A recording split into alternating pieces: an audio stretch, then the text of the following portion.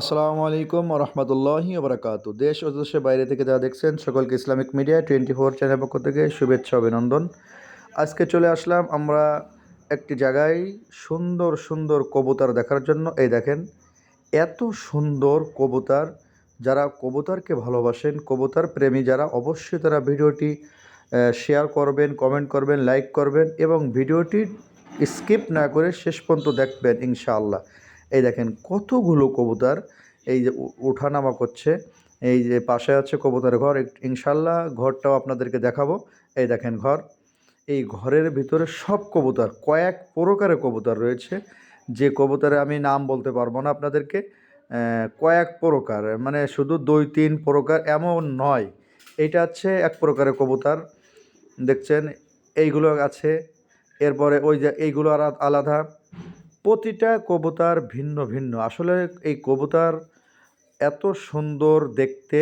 এই দেখেন এই জায়গাতে ডিম পাড়তেছে, ওই দেখতে পাচ্ছেন, এই যে এই কবুতরগুলো ডিম পাড়তেছে, এটা ভিন্ন কবুতর, এত সুন্দর দেখতে। এই দেখেন এই যে সব ডিম পাড়তেছে, এই দুইটা আবার ভিন্ন। প্রতিটা খাঁচায় ভিন্ন ভিন্ন ধরনের কবুতর রয়েছে। আসলে দেখতে খুব মজা। এই যে দেখেন ডিম পাড়তেছে, এই একটা ডিম পাড়তেছে।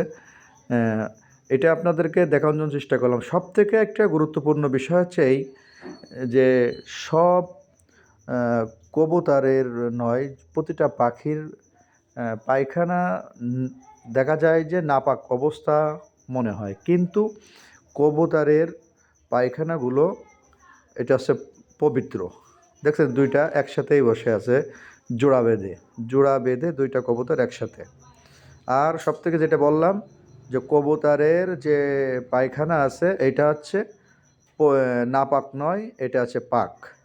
যাক, সকলে ভালো থাকেন, সুস্থ থাকেন। সুন্দর কবুতর দেখলেন, ভালো লাগলে লাইক শেয়ার কমেন্ট করবেন।